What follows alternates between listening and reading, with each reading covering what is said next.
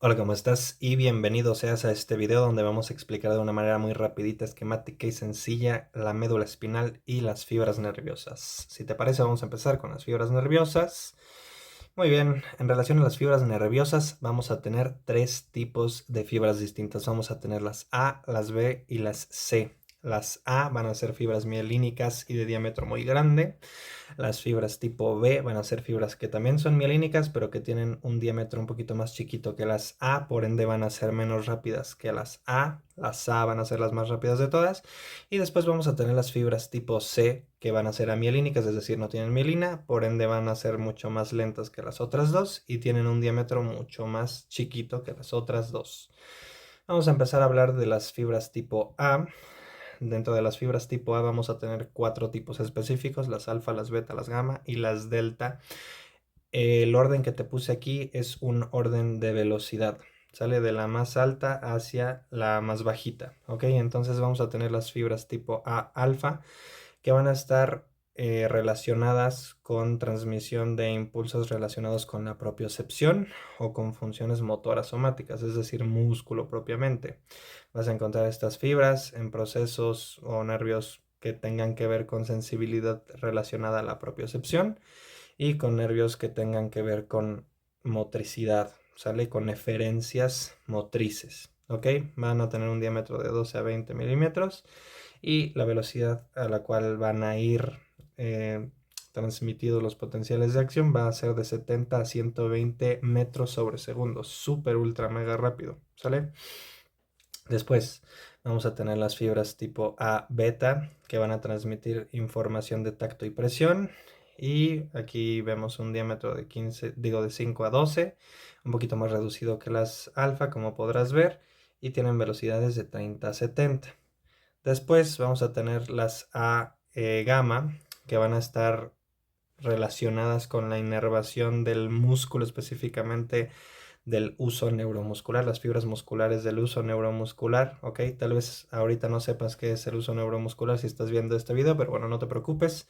Solamente recuerda que es algo muy importante que se encuentra dentro del músculo y guárdalo en la información que tienes ahorita para que lo puedas recordar después.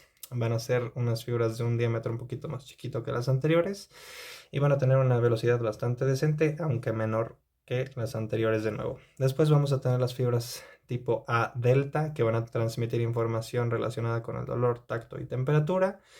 Y se dice que estas fibras transmiten el dolor agudo, ¿sale? Debido a la rapidez con la que se transmiten en relación a las fibras tipo C que también van a transmitir información dolorosa, ¿ok? Después vamos a tener las fibras tipo B que van a estar relacionadas con funciones de transmisión de la información preganglionar autonómica. Acuérdate que en el sistema nervioso autónomo, tanto como en el simpático como en el parasimpático, existen ganglios que van a dividir, digamos, el trayecto de la información autonómica en neuronas preganglionares y neuronas postganglionares, ¿sale? Los trayectos preganglionares del sistema nervioso simpático son muy cortitos y los trayectos nerviosos de las neuronas o de las fibras preganglionares del sistema nervioso parasimpático son muy largos, ¿sale? Porque los ganglios en el sistema nervioso parasimpático están prácticamente pegados al órgano que va a inervar, ¿ok? Y bueno, estas fibras también son mielínicas, eso es algo muy importante de mencionar porque existen condiciones que vayan a quitar la mielina de las fibras y de eso dependerá que se puedan generar distintas alteraciones en el sistema nervioso autónomo. Entonces, ten en cuenta que las fibras preganglionares del sistema nervioso autónomo son mielínicas y son de tipo B, ¿ok? Y por último, en las más lentas vamos a tener las fibras tipo C, que van a transmitir señales de dolor y van a componer las postganglionares autonómicas. Entonces las pre son tipo B mielínicas y las C son tipo, perdón, y las postganglionares van a ser tipo C amielínicas, ¿ok? Por lo tanto, pues la información postganglionar va a correr mucho más lento. Ahora, en relación a la función de estas fibras nerviosas, vamos a tener fibras nerviosas eferentes. Eferente viene de ex, que es hacia afuera, y ferre, llevar hacia. Entonces, llevar hacia afuera. ¿Llevar hacia afuera de dónde?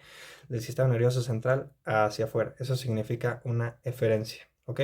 Y vamos a tener fibras nerviosas eferentes somáticas, es decir, relacionadas con procesos voluntarios o relacionados con el cuerpo, como por ejemplo moverse, ¿sale? Van a estar relacionados con músculo esquelético y eferencias viscerales propiamente, es decir, información que va hacia afuera del sistema nervioso central, que está relacionada en este caso con el sistema nervioso autónomo, ¿ok?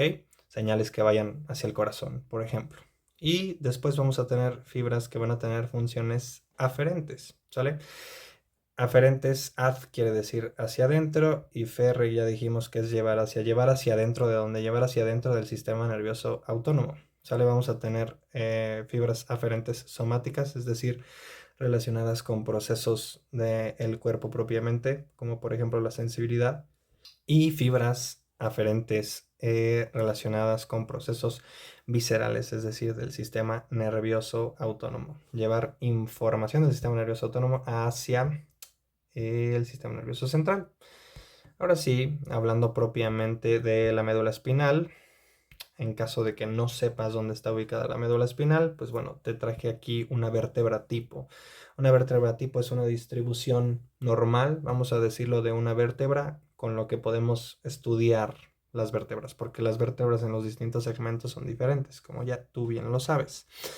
Entonces, bueno, vamos a tener en la vértebra esto que sería el cuerpo, estas superficies aquí que son como un poquito más rositas, que serían las apófisis articulares. Vamos a tener esto que son los pedículos, estas partes de aquí que van a ser las láminas, y vamos a tener apófisis transversas y una apófisis espinosa. Los pedículos, las apófisis transversas, las láminas y la apófisis espinosa van a constituir esto que se llama arco vertebral, que va a ser, digamos, como una casita de protección para esto que está aquí adentro, que es lo que nos importa en el video del día de hoy, que es la médula espinal. ¿Ok? Y bueno, la médula espinal se ubica o va a empezar a partir de lo que es la médula oblongada, que también se llama bulbo raquídeo.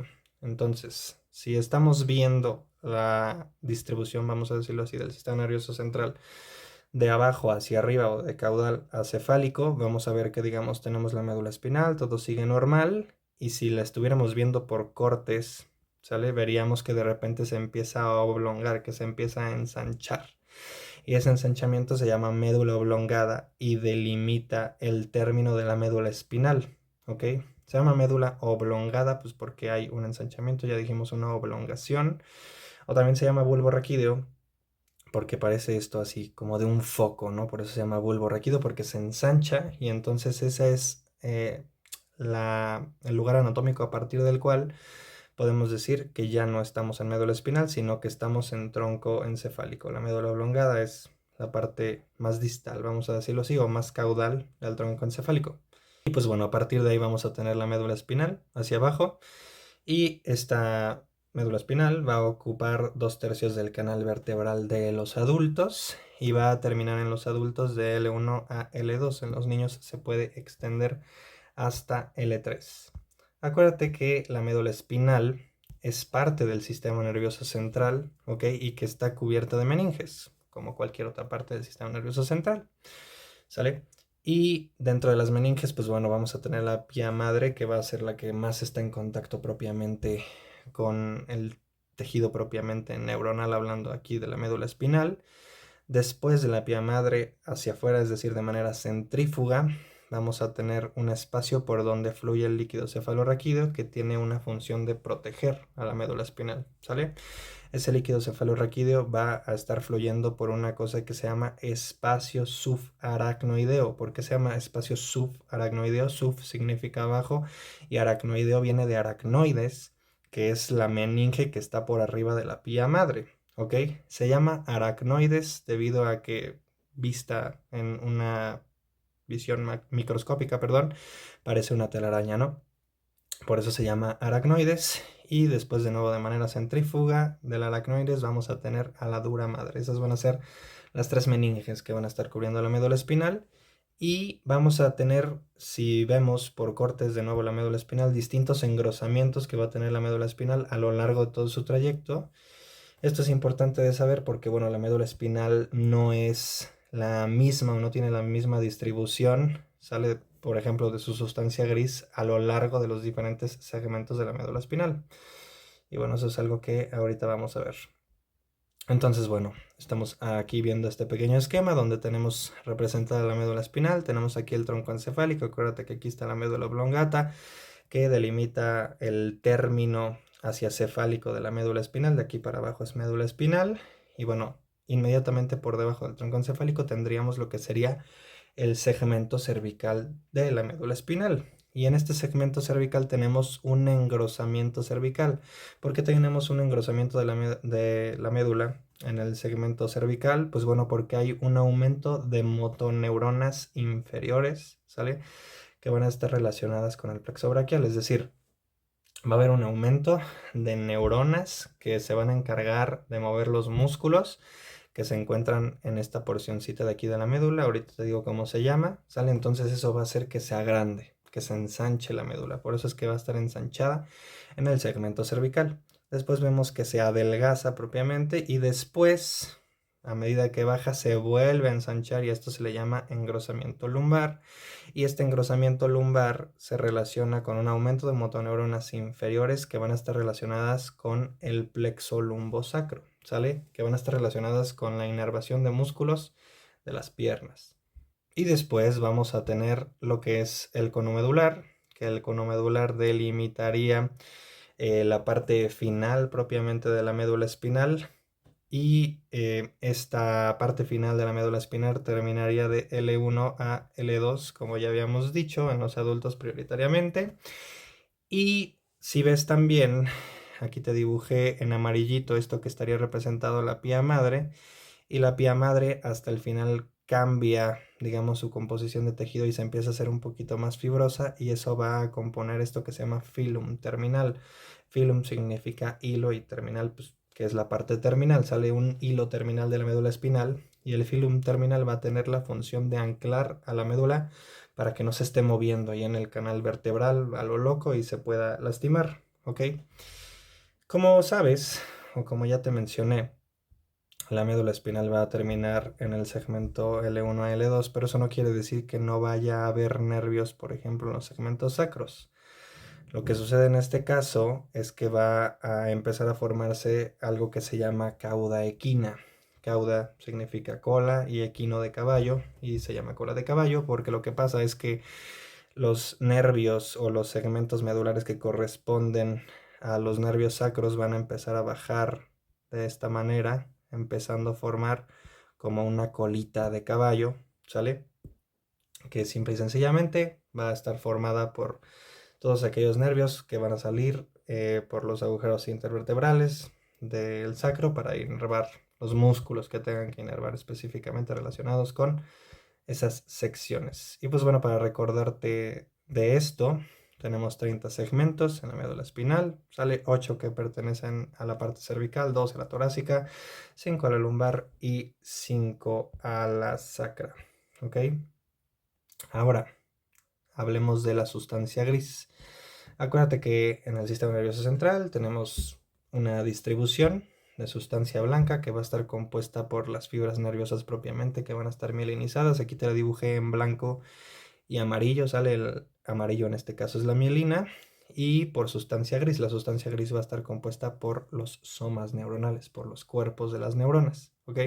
Entonces la sustancia gris aquí en la médula espinal pues va a tener una forma de H y va a ser todos aquellos lugares donde se encuentren los cuerpos de las neuronas. Y vamos a tener descriptores anatómicos como lo es el asta posterior, es decir, esta ramita de aquí que está hacia posterior, es decir, hacia atrás. Después vamos a tener esto de aquí, que es el asta anterior. Vamos a tener esto que es el asta lateral y lo que se llama comisura gris. La comisura gris pues va a tener la función de unir el asta posterior con el asta anterior.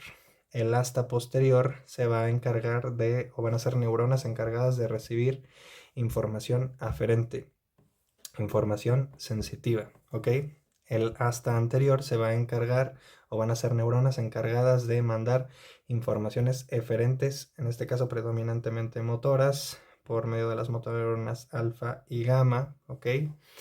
Y el asta lateral va a estar encargada de neuronas relacionadas o neuronas propiamente que van a enviar axones que van a componer los segmentos preganglionares del sistema nervioso autónomo, ¿sale? En este caso específicamente en la médula espinal solamente se van a encontrar engrosamientos o astas laterales relacionadas con los segmentos torácicos y lumbares que corresponden al sistema nervioso autónomo en su división simpática. Acuérdate que el sistema nervioso autónomo se divide en sistema nervioso autónomo simpático y parasimpático. El simpático también se llama toracolumbar y va de T1 a L2, ¿ok? Entonces en la médula espinal sí va a existir una región específica, es decir, una asta lateral en estos segmentos que va a estar relacionada con las neuronas preganglionares del sistema nervioso autónomo, específicamente en su división simpática. No así en el sistema nervioso parasimpático, que acuérdate que también se llama cráneo sacro, ¿sale? Simple y sencillamente no va a existir una asta lateral en la parte sacra de la médula espinal, ¿ok? O en las partes que representan los segmentos sacros de la médula espinal. Pero bueno, también va a haber neuronas preganglionares, ahorita lo vamos a ver en la sustancia gris cuando veamos las láminas de Rexed, ¿ok? Y acuérdate que se llama cráneo sacro, cráneo, ¿por qué? Porque va a estar constituido por pares craneales, como por ejemplo el 3, que es el oculomotor, el 7, que es el facial, 9, glosofaríngeo y 10, que es el vago, y por los segmentos sacros que van de S2 a S4, específicamente hablando del parasimpático, ¿ok? Y bueno, como dijimos, tenemos que estudiar algo que se llaman láminas de Rexed. Las láminas de Rexed, digamos que simple y sencillamente son capas de neuronas, de somas neuronales. Acuérdate que un cúmulo de neuronas dentro del sistema nervioso central se llaman núcleos. Entonces van a ser distintos núcleos que se van a encontrar en la sustancia gris de la médula espinal que van a tener funciones específicas, cada uno de ellos. ¿Sale? Entonces vamos a tener 10 láminas de Rexed y la primera, que sería esta de aquí, si ves, se encuentra en el asta posterior o asta dorsal de la sustancia gris de la médula espinal y dijimos que se iba a encargar de aferencias, ¿sale? De información sensitiva. Y esta parte, la lámina 1, se va a encargar de recibir información relacionada con el dolor y la temperatura. La lámina 2 se va a llamar sustancia gelatinosa de Rolando y también se va a encargar de recibir aferencias relacionadas con el dolor, tacto y temperatura. La lámina 3 y 4 se van a unir porque tienen funciones sumamente similares. Se les va a llamar núcleo propio, ¿sale? Y van a recibir información relacionada con el dolor, tacto y temperatura también. Después vamos a tener las 5 y las 6 que van a recibir información de dolor visceral, ojo, y información sensitiva propioceptiva. Entonces, si tú ves de aquí, de la 6 para arriba o de las 5 para arriba, estaríamos hablando de que las láminas se encargan de recibir información sensitiva específicamente relacionada con, de manera generalizada, dolor, tacto y temperatura. Sale, ya vimos que cada una recibe informaciones distintas, pero en general eso sería para todas. Después en la 7, que es la región más grande de las láminas de Rexed, estaríamos encontrando dos núcleos específicos, uno que sería la columna de Clark, que va a estar relacionada con información sensitiva relacionada con la propiocepción, pero que solo se va a encontrar en los segmentos medulares de C7 a, ¿sale? Y dentro de la columna de Clark, bueno, si lo relacionamos con la capa 6, pues bueno, vamos a tener que los dos están relacionados con la propiocepción. Entonces podríamos decir que las 6 y 7 pues son láminas que están relacionadas con información propioceptiva. Y dentro de las 7 también vamos a tener el núcleo intermedio lateral, que va a estar constituido de somas neuronales que van a transmitir información eferente simpática en los segmentos T1-L3, ¿sale? Que podríamos decir que es el engrosamiento de la médula en el asta lateral, específicamente en los segmentos T1-L3, y que a pesar de que no haya engrosamiento, también va a componer a las neuronas eferentes del sistema nervioso parasimpático que se va a encontrar en los segmentos S2, S4. Acuérdate que el parasimpático es el cráneo sacro y el simpático es el tóraco lumbar. Y después, propiamente en lo que serían las láminas 8 y 9, que serían estas de este colorcito acá. Aquí tenemos la 8, después tenemos 9A, 9B y 9C. Lo voy a agrandar un poquito para que lo veas. ¿Sale? Entonces tenemos 8, 9A, 9B y 9C. La 8, la lámina 8 se encargaría específicamente de interneuronas motoras. ¿Sale? Estaría un cúmulo de neuronas que se encarga de transmitir informaciones motoras. Esa sería la 8. Después la 9 se va a dividir, como ya dijimos, en tres partes, que sería la medial, la central y la lateral. O sea, la A, la B y la C. La A es la medial y la A se va a encargar de un cúmulo de neuronas que van a inervar músculos axiales. La B es la central y se va a encargar de un cúmulo de neuronas que van a inervar músculos proximales. Y la C es la lateral y se va a encargar de inervar músculos distales. ¿Sale? Digamos que tendría una distribución así. Medial, músculos axiales, o sea, del tronco, central músculos proximales y lateral músculos distales, ¿ok?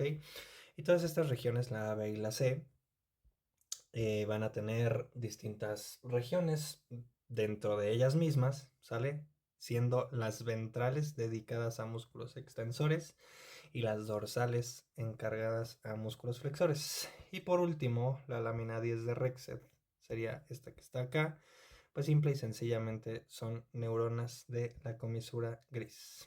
Y bueno, eso fue todo de la sustancia gris. Hablando de la sustancia blanca muy rapidito, porque esto lo vamos a ver a profundidad en otro video, cuando veamos las vías descendentes y ascendentes. Simple y sencillamente te quiero decir que la sustancia blanca se divide en cordones y vamos a tener un cordón blanco posterior, un cordón blanco lateral y un cordón blanco anterior. Y por último, vamos a hablar de lo que son las raíces espinales. Para eso te traje este pequeño y bonito diagrama que tengo aquí. ¿Sale? Entonces acuérdate que tenemos nuestra asta dorsal que se encarga de recibir información sensitiva, la ventral que se encarga de recibir información motora. Entonces imagínate que tenemos aquí una neurona, como ya viste, que es una neurona unipolar. Su cuerpo está en el ganglio de la raíz dorsal. Y acuérdate que esta neurona va a transmitir información exquisitamente en este sentido. Entonces, imagínate que esta neurona es una neurona relacionada con la propiocepción, tiene una terminación relacionada con la propiocepción y tenemos, tú estás así, ¿no? Tú estás como este señor de uy quieto, tienes esa posición, entonces se está transmitiendo información sensitiva que está viajando a lo largo de este nervio, se despolarizó obviamente, está viajando y va a llegar a hacer sinapsis, ¿sale? En la médula espinal específicamente, en distintas regiones, sale ya dijimos de las láminas de Rexed, no necesariamente esta, más o menos sería o la 6 o la 7 por lo que vimos, acuérdate, si es que fuera propioceptiva, o sea, estaría como por acá, y de aquí se encargaría de ascender para hacer consciente esa información, ascender y comunicar esa información nerviosa a otras partes del sistema nervioso central para que se puedan dar otra serie de procesos. Esto nada más es un esquema para que te sea un poquito más fácil entender. Y bueno, entonces acuérdate que la raíz dorsal sería esta y estaría compuesta propiamente de información sensitiva, ¿ok? Y después vamos a tener informaciones que van a descender, ¿ok? Entonces, por ejemplo, tenemos aquí una información que desciende de partes más altas del sistema nervioso central y que podría ser sinapsis con neuronas motoras que viajarían a lo largo de la raíz ventral, que como ya estás infiriendo, se encarga de eferencias, no solo somáticas, sino también viscerales o autonómicas. Ahorita lo vamos a ver. Y entonces esa neurona motora con la cual hizo sinapsis aquí la vía descendente podría viajar ese potencial de acción a lo largo de la raíz, después a lo largo del nervio, para pues últimamente estimular un músculo para que eventualmente te veas como este gatito, ¿no? Y también esa información descendente podría ser sinapsis con una neurona autonómica, ¿sale? que viajara de nuevo por la raíz ventral. Aquí podría pasar por un ramo comunicante blanco y pasar a algo que se llama cadena de ganglios. Digamos que este es el sistema nervioso simpático, cadena de ganglios paravertebrales de la médula espinal, y de ahí pues que saliera la fibra nerviosa postganglionar que terminaría en este caso digamos en el corazón para aumentar la frecuencia cardíaca, digamos. ¿Sale? Y pues bueno, eso sería todo por este video. Espero que te haya gustado, espero que te haya quedado claro. Muchísimas gracias por ver. Quedo atento aquí a tus dudas, comentarios, sugerencias, reclamos. Recuerda darle un like y suscribirte. Nos vemos.